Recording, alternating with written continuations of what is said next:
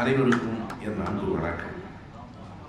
இரண்டாவது முறையாக சத்தியமூர்த்தி பவனில் உரையாற்ற நான் அழைக்கப்பட்டிருக்கிறேன் என்று கருதுகிறேன்.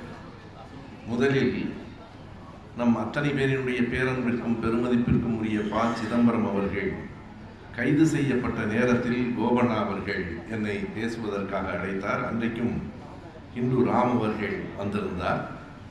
அப்போது பேசுகிற நேரத்திலே நான் குறிப்பிட்டேன், பெரியார் திடலிலும் அறிவாலயத்திலும் மட்டுமே பேசிக் கொண்டிருந்த என்னை காலம் சத்தியமூர்த்தி பவனுக்கும் அழைத்து வந்திருக்கிறது என்று குறிப்பிட்டேன்.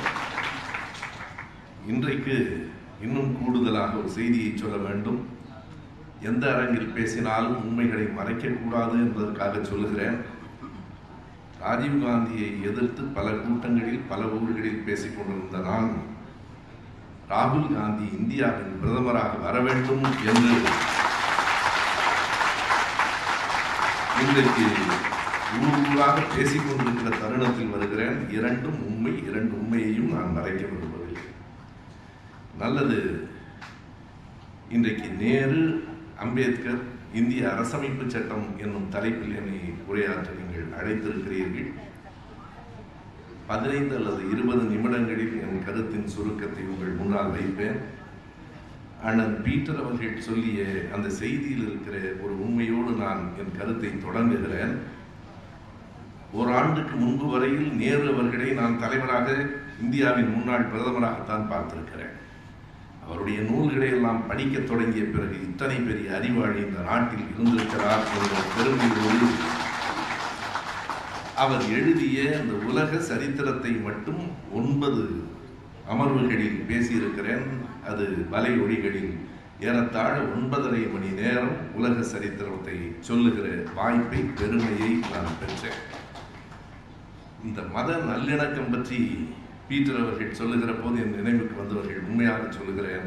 இன்றைக்கும் இந்தியாவில் போராடித்தான் காத்து கொண்டிருக்கிறோம் என்றாலும் இன்றைக்கும் மத நல்லிணக்கம் இருக்கிறது என்றால் அதற்கு நேரு அவர்களும் அம்பேத்கர் அவர்களும் தான் அடிப்படை காரணம் என்பதை மறுக்க முடியாது. இந்த மத நல்லிணக்கத்தை, சமத்துவத்தை பற்றியெல்லாம் ஆனால் அம்பேத்கர் அவர்கள் பல இடங்களில் பேசியிருக்கிறார், பல நூல்களில் எழுதியிருக்கிறார். நான் அம்பேத்கர் ஆற்றிய ஒரே ஒரு உரையின் சாரத்தை பற்றி மட்டும் இங்கே பேசுகிறேன். அதில் எல்லாம் அடங்கும்.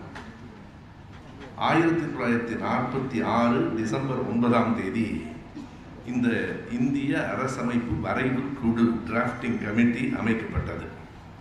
2 ஆண்டுகள் 11 மாதம் அவை பணியாற்றின. அதற்கு பிறகு 1949 நவம்பர் 26 குடியரசுத் தலைவர் கையொப்பமிட்டார். ஜனவரி 26 இருந்து அது நடைமுறைக்கு வந்தது. 49 நவம்பர் 26 குடியரசுத் தலைவர் கையொப்பமிட்டால் அதற்கு முதல் நாள் அந்த வரைவு குழுவினுடைய ஒட்டுமொத்த பணிகளை விளக்கி, அறிக்கையை விளக்கி, இந்த அரசமைப்பு சட்டத்தின் சாரம் என்ன என்று அண்ணல் அம்பேத்கர் அவர்கள் பேசிய அந்த உரை அப்படியே இருக்கிறது. அது இந்திய வரலாற்றில் குறிப்பிடத்தக்க உரை. அந்த உரையிலே அவர் இந்த செய்திகளை சொல்லியிருக்கிறார். எனவே அந்த உரை பற்றி மட்டுமே தான் நான் பேச இருக்கிறேன். அம்பேத்கர் சொல்லுகிறார், ஏறத்தாழ 3 ஆண்டுகள் நாங்கள் பணியாற்றி இருக்கிறோம். 3 ஆண்டுகளில் 11 அமர்வுகள் நடந்திருக்கின்றன. 11 அமர்வுகளில் ஏறத்தாழ 200க்கும் மேற்பட்ட நாட்கள் நாங்கள் பேசியிருக்கிறோம். இத்தனைக்கும் பிறகு நாங்கள் கொண்டு வந்து தந்திருக்கிற இந்த அரசமைப்பு சட்டம் என்ன சொல்லுகிறது என்கிற சாரத்தை நாம் யாரும் சொல்வதை விட அண்ணல் அம்பேத்கரே சொல்லுகிறார். இதிலே இடையிலே என்ன சிக்கலெல்லாம் வந்தது? அம்பேத்கர் ஒரு விளக்கம் சொல்லுகிறார். அமெரிக்காவினுடைய அரசமைப்பு சட்டம் 4 மாதங்களில் எழுதப்பட்டதே, ஏன் நீங்கள் ஏறத்தாழ 3 ஆண்டுகளை எடுத்துக்கொண்டீர்கள் என்று கேட்கிறார்கள் பலர். இருக்கலாம், அமெரிக்காவுக்கும் இந்தியாவுக்கும் 1000 வேறுபாடுகள் உண்டு. இந்தியா என்பது பல்வேறு தேசிய இனங்களை கொண்ட நாடு.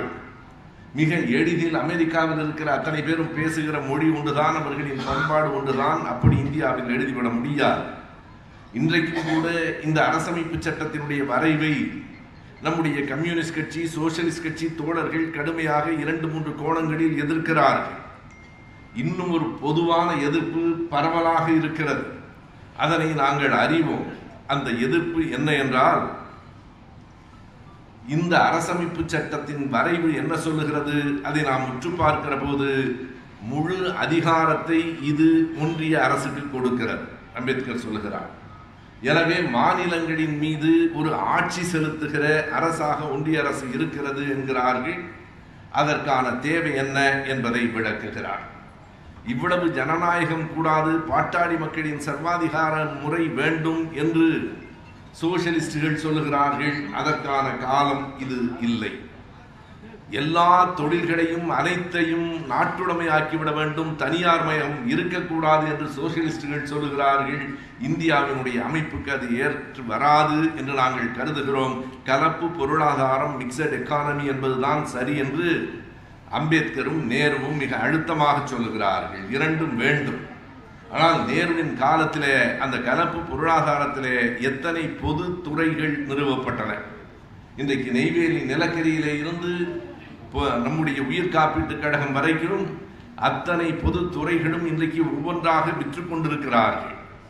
நேரு அவர்கள் இந்தியாவினுடைய தொழில் துறையை விற்கவில்லை, நேரு அம்பேத்கரினுடைய கனவுகளை விற்று கொண்டிருக்கிறார். இன்னமும் சரியாகவும் நேராகவும் சொன்னால் இந்த நாட்டை விற்று கொண்டிருக்கிறார்கள். எனவே இந்த காலகட்டத்தில் அம்பேத்கர் அவர்கள் இந்த அரசமைப்பு சட்டத்தின்படி இந்த நாட்டில் ஜனநாயகம் எப்படி இருக்க வேண்டும் என்று தன்னுடைய உரையினுடைய இறுதி பகுதியிலே சொல்லுகிறார். அதுதான் சாரம். அம்பேத்கரினுடைய வரிகளிலேயே நான் சொல்ல வேண்டுமானால், we must make our political democracy a social democracy as well. அதுதான் அந்த மொத்த உரையில் குறிப்பிடத்தக்க மிக அழுத்தமான வரி என்று நான் கருதுகிறேன். we must make our political democracy a social democracy as well. இங்கே நாம் கொண்டு வந்திருக்கிற இந்த அரசியல் ஜனநாயகத்தை நாம் சமூக ஜனநாயகமாகவும் மாற்ற வேண்டும். இரண்டுக்கும் என்ன வேறுபாடு? அம்பேத்கர் அவர்களே சொல்லுகிறார், பொலிட்டிக்கல் டெமோக்ரசி என்கிற அரசியல் ஜனநாயகம் இன்றைக்கு வந்துவிட்டது. One man one vote, one vote one value.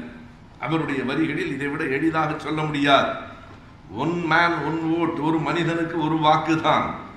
அவன் ஏழையாக இருக்கலாம், பணக்காரனாக இருக்கலாம், பெண்ணாக இருக்கலாம், ஆணாக இருக்கலாம், எந்த ஜாதியை சார்ந்தவனாக வேண்டுமானாலும் இருக்கலாம். One man one vote. அதைவிட முக்கியமானது ஒன் ஓட் ஒன் வேல்யூ. ஒரு வாக்குக்கு ஒரே சம மதிப்பு தான். யார் வாக்களித்தாலும், யாராக இருந்தாலும், எவ்வளவு பெரியவனாக இருந்தாலும் ஒரே வாக்கு தான். அந்த ஒரே வாக்குக்கு ஒரே மதிப்பு தான்.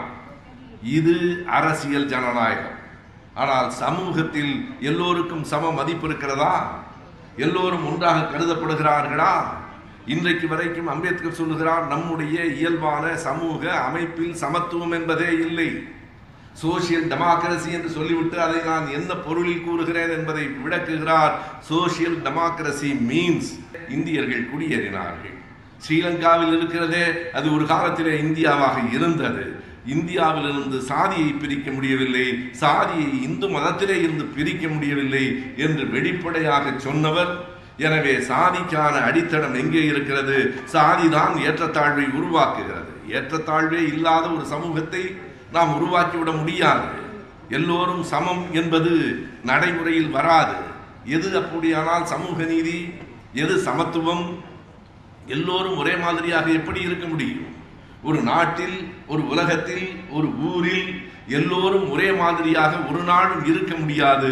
உங்கள் உயரம் வேறு, என் உயரம் வேறு, அவருடைய படிப்பு வேறு, என்னுடைய படிப்பு வேறு, எங்கள் நிறம் வேறு, உங்கள் நிறம் வேறு, ஒரே மாதிரியாக இருக்க முடியாது. அப்படியானால் சமத்துவம் என்பது என்ன? எல்லோரையும் சமமாக ஆக்குவதல்ல, எல்லோருக்கும் சம வாய்ப்பு தருவதுதான் சமத்துவம். எல்லோருக்கும் சம வாய்ப்பு கொடு. நான் படிக்கவில்லை என்று சொல்லாதே. என் அப்பா படிக்கவில்லை, என் தாத்தா படிக்கவில்லை, இந்த கூற்று தவறானது.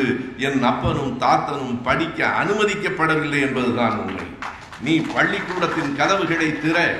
பள்ளிக்கூடத்தின் கதவுகளை திறந்ததற்கு பிறகு நான் படிக்கிறேனா இல்லையா என்று பார். நீங்கள் ட்ரீட்டிங் ஆல் ஈக்குவலி என்பது சரி அல்ல. ட்ரீட்டிங் ஆல் ஈக்குவல்ஸ் ஈக்குவலி என்பதுதான் சரியானது. எல்லோரையும் சமமாக நடத்தாதீர்கள். சமமற்றவர்களை சமமாக நடத்தக்கூடாது. யாரை சமமாக நடத்த வேண்டும், யார் சமமாக இருக்கிறார்களோ அவர்களை நடத்த வேண்டும் என்றால் எல்லோரையும் சமமாக்க என்ன செய்ய வேண்டும், பின்தங்கி இருக்கிறவர்கள் முன்னேறுவதற்கான வாய்ப்பினை தர வேண்டும். அனைவரும் சமமாக வந்ததற்கு பிறகு எல்லோருக்கும் சம வாய்ப்பு தரப்பட வேண்டும். சம வாய்ப்பு மறுக்கப்படுகிற தேசம் இது இங்கே மட்டும்தானா? நிறத்தின் அடிப்படையிலே மேலை நாடுகளிலே நடைபெறவில்லையா? நடைபெற்றது. இன்றைக்கு அவர்களே வெட்கப்படுகிறார்கள். அங்கே மாற்றம் வந்திருக்கிறது. இன்றைக்கு நீக்ரோ என்று அமெரிக்காவிலே சொல்ல முடியவில்லை. அங்கே அவர்களை ஆப்பிரிக்கன் அமெரிக்கன் என்று மரியாதையாக சொல்லுகிற கட்டம் வருகிறது. எனவே அங்கேயும் கூட ஈக்குவாலிட்டி ஆக்ட் இருக்கிறது. அங்கேயும் கூட சமப்படுத்துவதற்கான சட்டங்கள் இருக்கின்றன. இவற்றையெல்லாம் இந்திய அளவிலே கொண்டு வந்ததில் நேரு அவர்களுக்கு அம்பேத்கர் சட்டமாக ஆக்கினார் என்றால் நடைமுறையில் கொண்டு வந்ததில் நேரு அவர்களுக்கும் பெரும் பங்கு உண்டு. நேரு என்கிற ஒரு மனிதர் இல்லை என்றால் காந்தியாரினுடைய தேர்வை நாம் மிக கவனமாக போற்றி பாராட்ட வேண்டும். அவர் நினைத்திருந்தால் வல்லபாய் பட்டேலை ஆக்கியிருக்க முடியும். காந்தியாரினுடைய வார்த்தைக்கு இன்னொரு சொல் யாருக்கும் வந்திருக்காது. ஆனால் எதற்காக, என்ன காரணத்திற்காக மிக கவனமாக காந்தியார் நேருவை கொண்டு வந்த அந்த இடத்திலே அமர்த்தினார் என்றால் வேறு யாரை காட்டிலும். ஏனென்றால் நான் சொல்லுகிறேன், இந்த சத்தியமூர்த்தி பவனில் நின்று நான் இதை சொல்ல வேண்டும். காங்கிரஸ் கட்சி என்பது எப்போதும் ஒரே கருத்துடைய கட்சியாக இருந்ததில்லை. பல்வேறு எண்ணங்கள், பல்வேறு கருத்துக்களை கொண்டவர்களுக்கு காங்கிரஸ் கட்சியிலே இடம் இருக்கிறது. என்னை போல கருப்பு சட்டை போட்டுக் கொண்டிருக்கிறவன் எல்லோரும் ஒரே கருத்தை சொல்லிக் கொண்டிருக்கிறோம். காங்கிரஸில் அப்படி இல்லை. எனக்கு வியப்பாக இருக்கிறது. பொது உடைமை சிந்தனையாளர்களும் காங்கிரஸில் இருந்தார்கள். அம்பேத்கரும் காங்கிரஸில் இருந்தார். ஷியாம பிரசாத் முகர்ஜியும் இருந்தார். எப்படி நேரு சமாளித்தார் என்பதை என்னால் நினைத்து பார்க்க முடியவில்லை. கரடி, புலி, சிங்கம் எல்லாவற்றையும் ஒரே குண்டிலே அடைத்து வைத்திருந்தார்கள். ஷியாம பிரசாத் முகர்ஜியும் காங்கிரஸ் தான், அம்பேத்கரும் காங்கிரஸ் தான். எல்லா இடத்திலும் எல்லா நேரங்களிலும் காங்கிரஸ் தான். இன்னொன்றையும் சொல்லுகிறேன், வெறும் மத நல்லிணக்கம் என்பதை எழுத்துக்களால் அல்ல, கிலாபத் இயக்கம் வருகிற போது 1920களிலே காந்தியார் இல்லை என்று சொன்னால் இந்துக்களும் இஸ்லாமியர்களும் சேர்ந்து அந்த போராட்டத்தில் பங்கேற்றிருக்க முடியாது. நவகாடி பாத யாத்திரையின் போது நவகாடியிலே காந்தியார் நடந்தார் என்பதை நாம் அறிவோம். காந்தியாரோடு சேர்ந்து கான் அப்துல் கஃபார் கானும் நடந்தார் என்கிற உண்மையை வரலாற்றில் நாம் எழுத வேண்டும். அந்த 6 அடி உயரமுள்ள அந்த மனிதன் காந்தியாரோடு கால்களில் செருப்பணியாமல் நவகாடியிலே சுற்றி சுற்றி வந்த அந்த காட்சி தான் இந்தியாவினுடைய நல்லிணக்கம். இப்போதும் சொல்லுகிறேன், நவகாடியிலே திரும்ப திரும்ப 1,00,000 இந்துக்களும் 1,00,000 இஸ்லாமியர்களும் கொலை செய்யப்பட்டார்கள் என்று பாட புத்தகத்திலே திரும்ப திரும்ப சொல்லிக் கொண்டிருக்கிற வரையில் பிள்ளைகளின் எண்ணம் மாறாது. 1,00,000 இந்துக்களும் 1,00,000 இஸ்லாமியர்களும் கொல்லப்படவில்லை. 2,00,000 இந்தியர்கள் அல்லது 2,00,000 மனிதர்கள் கொல்லப்பட்டார். 2,00,000 மனிதர்கள் கொல்லப்பட்டார்கள் என்பதுதான் உண்மை.